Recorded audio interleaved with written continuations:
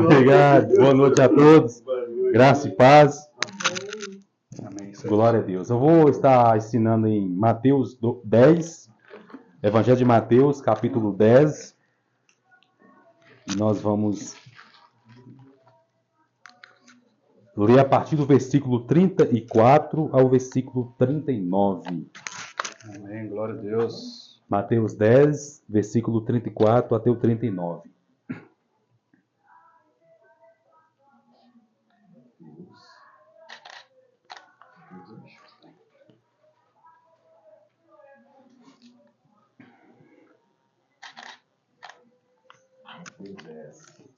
Diz assim, meus irmãos, a leitura. Jesus dizendo: Não penseis que vim trazer paz à terra. Não vim trazer paz, mas espada. Pois eu vim causar divisão entre o homem e seu pai, entre a filha e sua mãe, entre a nora e sua sogra. Assim, os inimigos do homem serão os da própria casa. Quem ama seu pai ou sua mãe mais do que a mim, não é digno de mim. Quem ama seu filho ou sua filha mais do que a mim, não é digno de mim. E quem não toma a sua cruz e vem após mim, não é digno de mim. Quem achar a sua vida, perdê-la-á. Quem todavia perde a vida por minha causa, achá-la-á. Vamos ao Senhor em oração, meus irmãos. Amém. Glória a Deus. Senhor nosso Deus e nosso amado Pai, no nome do Senhor Jesus, pelos méritos do Senhor Jesus, Pai, nós oramos agora pedindo ao Senhor que traz direcionamento, esclarecimento, que o Espírito Santo possa abrir o nosso entendimento e possa trazer a sua verdade, Pai, escrita, e que nós possamos aplicá-la em nossas vidas. Sim. Pedimos ao Senhor a orientação, o discernimento, que o Senhor possa nos usar, em nome do Senhor Jesus. Amém. Graças a Deus. Amém. Irmãos, o texto que nós acabamos de ler, muitos consideram ele um dos textos muito controversos, porque Jesus fala que ele não veio trazer paz, e ele veio trazer espada. Ele é considerado controverso porque falta a compreensão do que significa isso. Pois Jesus está dizendo que ele não veio trazer paz? Como assim? Ele não é o príncipe da paz? E ele está dizendo que ele não veio trazer paz? E aí as pessoas criam confusão por causa dessa negativa de dizer que ele não veio trazer paz. Mas o que Jesus quis dizer quando ele disse eu não vim trazer paz, o que ele está dizendo é o seguinte: eu não vim resolver os seus problemas agora. Eu não vim acabar com os conflitos, eu não vim acabar com a guerra, eu não vim trazer a paz mundial, eu vim trazer espada. O que quer dizer espada? É uma outra confusão que é feita, é porque lá em Efésios diz que a espada do Espírito, que é a palavra de Deus, lá em Efésios 6, a espada do Espírito é a palavra de Deus. Aqui em Mateus capítulo 10, versículo 34, a espada do Espírito, não, a espada aqui não é a palavra de Deus. Aí dessa confusão, porque se lá é a palavra, aqui não é a palavra. Quando muda o contexto, muda o significado da palavra.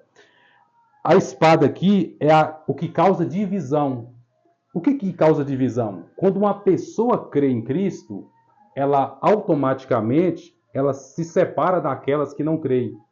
Então a espada é essa firmeza que a pessoa tem, essa convicção, essa convenção que a pessoa tem, ela vai se separar das pessoas que não são convertidas.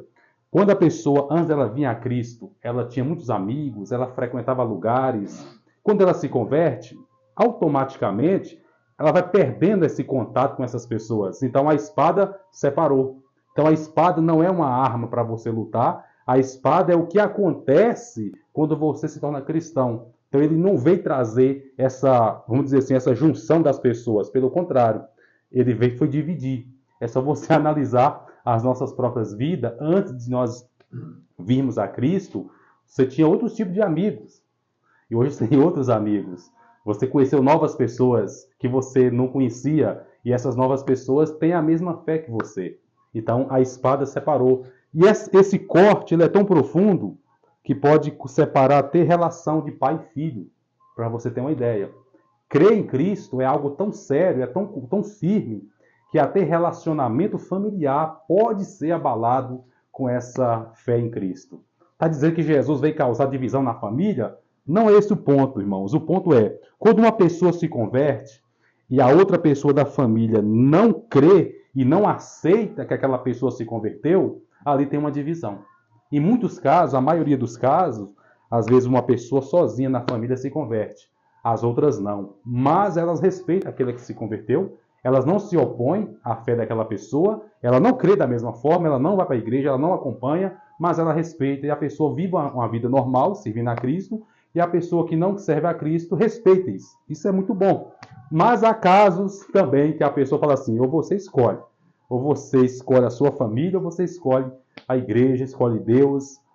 Aí é que está o grande desafio. Essa espada pode separar até a família. Irmãos, eu quero, só para a gente entender melhor onde eu quero chegar, antes de Jesus falar essas palavras que nós acabamos de ler, ele no capítulo 10, no versículo 1, ele escolhe os 12 e ele dá instrução aos 12 para eles ir pregar o evangelho. E ele diz para eles, não precisa se preocupar com nada, não leva 2 túnicas, não precisa levar alforje, né, para guardar oferta, não se preocupe com nada disso, porque digno é o trabalhador do seu salário. Em outras palavras, eu vou cuidar de vocês. Saia crendo em mim, saia para pregar a palavra, vocês receberam de graça e de graça vocês vão dar também. Vocês não vão estipular preço, vocês não vão vender nada. Vocês vão limpar os leprosos, vão ressuscitar os mortos, vão curar os paralíticos, vocês vão expulsar os demônios. Isso vocês receberam de mim de graça. Então, de graça vocês vão dar para as pessoas. Enfim, ele fala o seguinte para eles, olha, eu envio vocês como ovelha no meio de lobos. Então, sede prudente como a serpente e sede simples como as pombas. E ele fala assim, vocês por causa do meu nome serão perseguidos. Vão levar vocês para as sinagogas, vão açoitar vocês, vocês vão ficar diante de reis, de governadores, por causa do meu nome. E quando vocês for responder às indagações que eles vão fazer, não se preocupe o que vocês vão falar, porque naquela mesma hora será dado o que vocês devem falar, porque é o Espírito do vosso Pai que falará por vós. E isso você vê se cumprindo, irmãos, em Atos, assim, ó. Porque lembra de Pedro, quando ele está diante das autoridades, ameaçando ele a calar a boca, ele fala assim, julgai a vós mesmos se é justo obedecer a vós e não a Deus. Pois fique sabendo que nós não vamos deixar de falar das coisas que nós ouvimos e que nós vemos. Ou seja, eles não se curvavam diante das autoridades. O jovem Estevão, o primeiro a ser morto, ele estava perante o sinédrio, perante dezenas de homens, de autoridades. E ele lá levantou com autoridade e pregou o evangelho. E pregou com uma maestria, citou o Antigo Testamento resumidamente até chegar em Jesus e ele foi apedrejado. Ou seja, o Espírito Santo estava com esses irmãos. E Jesus diz o que para eles? Quando vocês estiverem diante das autoridades, não fica com medo. O que eu vou falar agora? O que eu vou falar? E agora? Como é? Calma. Naquela hora vai ser dado a vocês o que vocês vão responder. Porque é o Espírito Santo que falará por vós. Então você percebe aqui, irmãos, que Jesus está preparando os seus discípulos para o que haveria de vir, que era perseguição, que era sofrimento. E ele fala assim também, que os pais e os filhos, às vezes, os filhos se levantariam contra os pais e os mataria. Você sabe que isso é profecia também, de filho contra pai, pai contra filho. E infelizmente, a gente acaba vendo isso, muitas das vezes, nos noticiários, de briga entre família, e que o filho mata o pai, e o pai, às vezes, mata o filho. Jesus falou que isso aconteceria. E ele também vai falar para eles assim, olha, quando vocês for perseguidos numa cidade, desiste? Não, vai para outra. E continua. E ele vai dizer assim, não tenha medo daqueles que matam o corpo e depois não pode fazer mais nada. Vocês têm que temer aquele que tem poder de fazer perecer tanto o corpo quanto a alma no inferno, que é Deus. Aí ele fala assim, não vende 2 passarinhos por 2 centavos? E nenhum deles cairá em terra sem o consentimento do vosso Pai. E diz assim, não temais, porque vocês valem muito mais do que muitos pardais. E até o cabelo da vossa cabeça estão todos contados. Naquele tempo não tinha careca, então... não devia falar isso, né? Desnecessário. Mas enfim, é desnecessário mesmo. A gente tem que lutar contra a tentação de falar besteira. Mas enfim, o que quer dizer é o seguinte, irmãos? Ó, ele fala assim, até o cabelo da vossa cabeça estão todos contados. Em outras palavras, a vida de vocês está nas mãos de Deus. Amém. Se até um passarinho, para ele morrer, Deus tem que permitir a morte do passarinho, e nós valemos mais do que passarinho, quer dizer, o que vai acontecer com a gente está na mão de Deus. Logo, nós não devemos nos preocupar. Se passarinho para morrer Deus tem que permitir, imagina nós. Então nós temos que ter essa confiança em Deus, que a nossa vida está na mão dele. Então nós temos que temer nada. Deus está no controle. Aí ele fala assim também: aquele que me confessar diante dos homens, eu também confessarei diante do Pai e diante dos anjos. Mas aquele que me negar, eu também negarei. O que significa confessar o Senhor diante dos homens, irmãos? Muitas pessoas pensam que confessar Jesus diante dos homens é no final do culto, quando as pessoas fazem o apelo, e as pessoas vão lá na frente aceitar Jesus e faz a oração do pecador diante da igreja. Isso aí é fácil, não é isso que quer dizer confessar Jesus diante dos homens.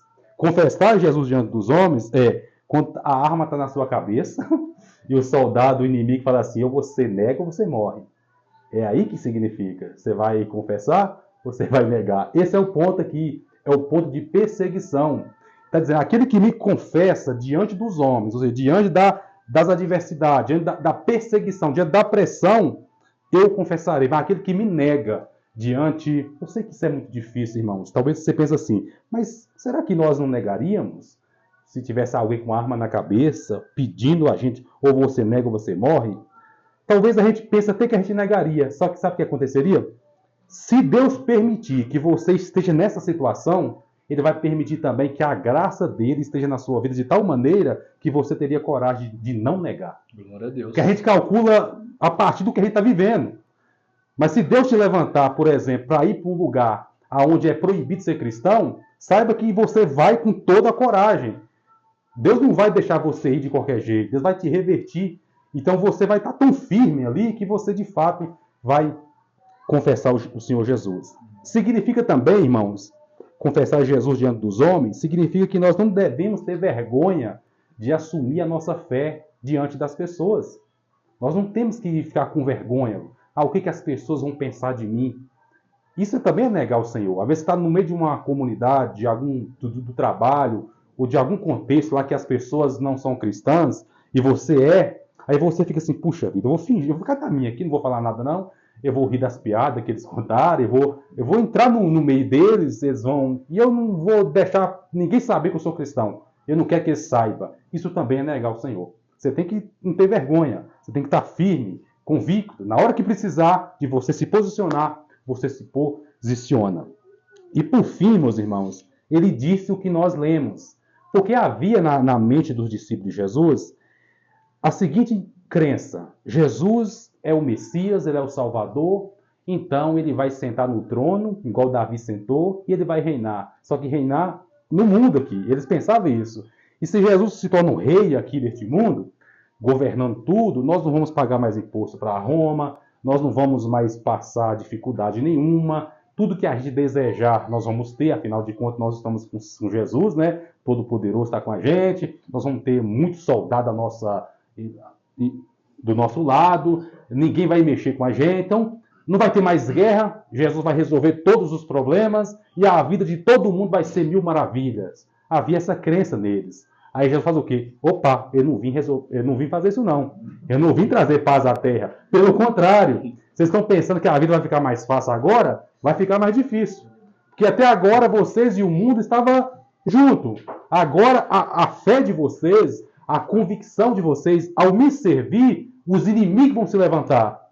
E ao invés de vocês ter vida fácil, vida tranquila, vocês vão ter muito sofrimento e perseguição. Eu não vim trazer paz, não agora. Agora eu vim trazer espada. O que essa espada vai fazer? Vai separar. Vai separar vocês e pode acontecer de separar até o laço mais íntimo, que é da família. Irmãos, há casos na história de que a igreja estava debaixo de perseguição e aí o filho se converteu. Aí o pai ficou com tanta raiva, com tanta ira, que o filho agora é um crente, ele entregou o filho dele para os soldados, porque preferia ver o filho na prisão ou morto do que ver o filho servindo a Cristo. Isso acontece. É aí que entra o contexto. Quem amar pai e mãe mais do que a mim, não é digno de mim. De que maneira alguém vai amar mais a família do que a Jesus? É quando é colocado na disputa. Você prefere largar Cristo ou romper com um parente? Esse é um ponto muito complicado, irmãos, que pode acontecer. Nós oramos para que não aconteça com a gente, né? Seria muito péssimo você ter que escolher entre Jesus e a sua família. O bom é que eles entendam a sua fé. O bom é que você tenha o apoio da sua família. Ainda que eles não crêem como você crê, mas respeita a sua fé. Mas se acontecer de chegar nesse ponto, nesse ponto de você ter que escolher largar Jesus ou a sua família, aquele que você amar mais é que você vai ficar. E aí que está o segredo. Se você amar mais a sua família do que Cristo, você larga Cristo por causa dela. Mas se você amar mais a Cristo do que o seu próprio familiar, você vai tomar a decisão de romper. Falar assim, desculpa pai, desculpa mãe, eu te amo, a senhora sabe muito bem que eu te amo, mas eu não posso negar Cristo. Isso pode acontecer, não com vocês, que todo mundo da sua família vai se converter, amém, meus irmãos? A gente ora para isso. A gente ora para isso. Só que não há uma promessa na Bíblia de que toda a família do crente vai se converter. Se tivesse essa promessa, seria muito bom. Porque onde tem uma promessa, tem uma certeza de cumprimento. Ah, mas Paulo não falou para aquele carcereiro, crê no Senhor Jesus, será salvo tu e tua casa? É aí que está o segredo, irmãos. Existe texto na Bíblia que é narrativo e tem texto que é normativo. Quando Paulo fala para aquele carcereiro, crê no Senhor Jesus e vai ser salvo você e sua casa, aquilo ali não é normativo, não se aplica a todo mundo, se aplica apenas àquele carcereiro. Porque naquela mesma noite, ele e a sua família toda foi batizada. Entendeu? Então, assim, a gente não pode falar que Deus prometeu salvar toda a nossa família. Infelizmente, não há essa promessa. Mas a gente agarra na misericórdia do Senhor, sabendo que Ele pode salvar toda a nossa família. Mas não há uma promessa. Por quê? O próprio texto está dizendo que pode acontecer que os inimigos do homem pode ser da própria casa. Pode ser que um próprio familiar seja o seu adversário na casa. E ele vai dizer...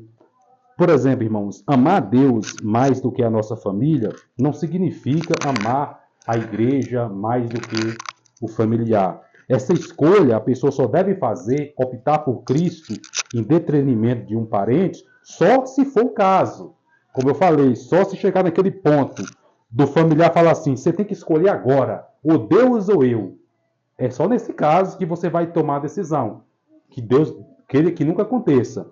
Mas em outros casos, que a sua família aceita você servir a Cristo, não tem que dividir nada. Você tem que amar a sua família e ama Cristo. Porque não está tendo uma disputa ali. Você não tem que largar um para ficar com o outro. Então você fica com os dois, que é o melhor. A minha família e Jesus é o que a gente ora para que aconteça. Mas em casos específicos, né? Em casos, assim, digamos, extremo, que pode acontecer, de chegar nesse ponto, que infelizmente a gente sabe que tem gente que é tão incrédulo, mas tão incrédulo, fala assim, eu quero você fora de casa, você não vai para a igreja, você vai largar essa fé sua, ou então você vai embora daqui. Tem muitos testemunhos, irmão, de pastores, de homens que se tornaram missionários, que teve que sair de casa porque o pai expulsou, porque não queria o menino na igreja. Agora, voltando aqui para a gente resumir, irmãos, pôr Deus em primeiro lugar não é colocar a igreja em primeiro lugar. Isso é muito importante fazer essa distinção. Vamos criar aqui uma situação para ilustrar o meu ponto. Digamos que a mulher se converteu e o marido não. Só que ele não é contra ela ir para a igreja. Glória a Deus. Isso é muito bom, porque tem casos que o marido não deixa. Enfim. E aí, digamos que a mulher é muito aplicada na igreja, está em todos os trabalhos da igreja, e vai ser aniversário do marido numa mesma data que vai ter uma festa na igreja. Eventos, né? As igrejas gostam de eventos. Vai ter um evento de 3 dias na igreja e aquela irmã, né, ela tá ali, ela faz parte ali do grupo que vai participar de tudo, só que o marido vai tirar férias também na mesma data e ele quer viajar para ver os parentes e aí aquela irmã tá num conflito. E agora? Ela vai pro culto, né? Ou ela vai com o marido? Numa visão mal interpretada, é aqui que está o segredo. Ah, tem que colocar Deus em primeiro lugar, então vou deixar meu marido para lá e vou para a igreja. Está totalmente errado isso aí. Não é esse o ponto. Você tem que ir para onde? A mulher, para onde que ela tem que ir? Para a igreja ou com o marido dela? Com o marido dela. Ela não está colocando Deus em segundo lugar de forma alguma. Ela está colocando Deus em primeiro lugar. Por quê? Porque ela está invertindo no casamento dela, que é importante. Que é o primeiro ministério de cada pessoa, é o seu próprio casamento. Então, a pessoa que troca a família, né, para cada igreja, está cometendo um erro. E muita gente não sabe disso. Pensa que não. Pensa que tem que ir para a igreja o tempo todo e a família fica para lá. Negativo. Nesse caso, você não está colocando Deus em primeiro lugar. Está colocando a igreja em primeiro lugar. E colocar Deus em primeiro lugar é tomar a decisão certa, que é ir com o marido para... Enfim, eu só criei uma situação só para ilustrar para o interior, para a viagem que ele está indo. Isso aí seria a coisa mais sensata a fazer. Mas as igrejas pensam que não. Você tem que ir para a igreja o tempo todo, pensando que com isso você está colocando Deus em primeiro lugar. E o que não é verdade. Então você percebe aqui, irmãos, que você só vai ter que escolher por Cristo contra a sua família, se for o caso, como eu descrevi. Se chegar a esse ponto, eu escolhe Deus ou eu? Aí você tem que escolher Deus. Mas se a sua família te ama com você sendo cristão, é o ideal. Você tem que escolher estar todo mundo junto. E aqui ele vai dizer, quem não toma a sua cruz e não vem após mim, não é digno de mim. Quem achar a sua vida, perdê-la-á. O que significa achar a sua vida?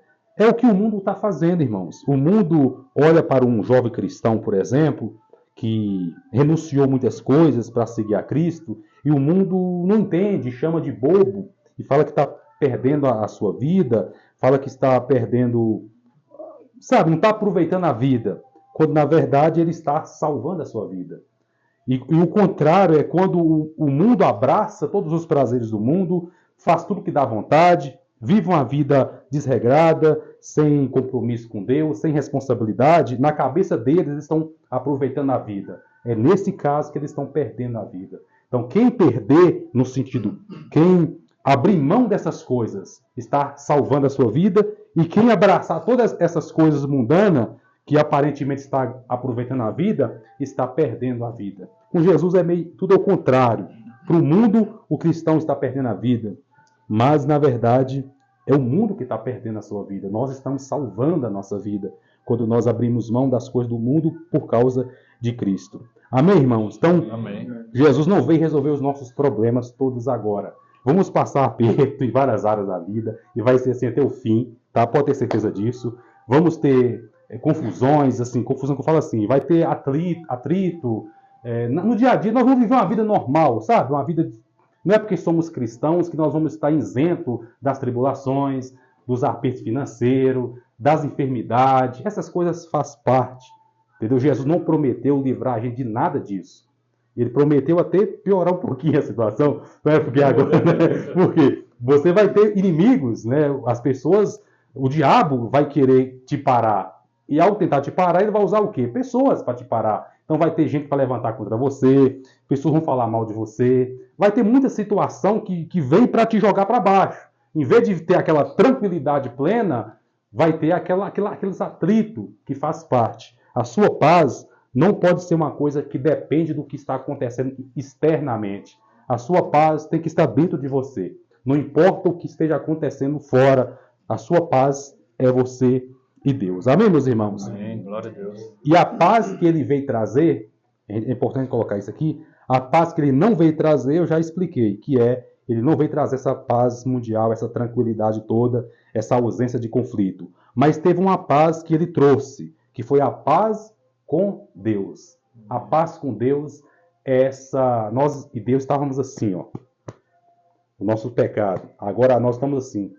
Jesus intermediou o reconciliamento. Ele é o nosso mediador. Então, a paz com Deus nós temos. Nós temos a paz com Deus. Nós e Deus não estamos em inimizade. Nós não estamos contra Deus. Deus não está contra nós. Estamos juntos. E a paz de Deus, que é essa certeza que você tem no seu coração, que Deus está com você. Essa paz ele veio trazer. A que ele não veio trazer é a ausência de conflito. Amém, meus irmãos? Amém, glória a Deus. É isso, glória a Deus. Vamos orar, irmãos.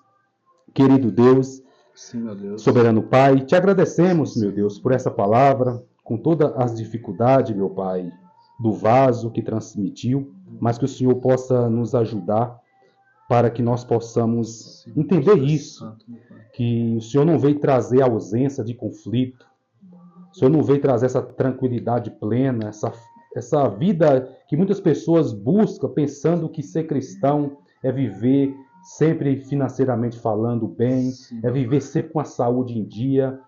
Na verdade, essas pessoas não entenderam o Evangelho, Pai. A vida cristã ela é cheia de dificuldade, Sim, ela é Deus. cheia de sofrimento, de perseguição. Mas a paz do Senhor, que é aquela paz que o Senhor trouxe, nós temos. Mas o Senhor não prometeu resolver todos os nossos problemas. Nós vamos ter problemas. E eles fazem parte. O Senhor não livrou o mais santo dos seus servos. O Senhor não livrou nenhum dos seus filhos de aflições. O Senhor não vai livrar nós. Nós não somos melhores do que eles. Então nós pedimos, Senhor, que quando vier as lutas, as dificuldades, que tenhamos, meu Pai, firmeza, que tenhamos a nossa fé renovada para que nós possamos enfrentar as lutas, meu Pai. Não pedir para que o Senhor remova todas as dores, todas as dificuldades, mas nos dê ousadia, nos dê força para que em meio às dificuldades nós te glorificamos. Nos momentos da dificuldade nós sejamos firmes em nome do Senhor Jesus Cristo. Amém. Graças a Amém. Deus. Glória a Deus. Amém, irmãos. Aleluia.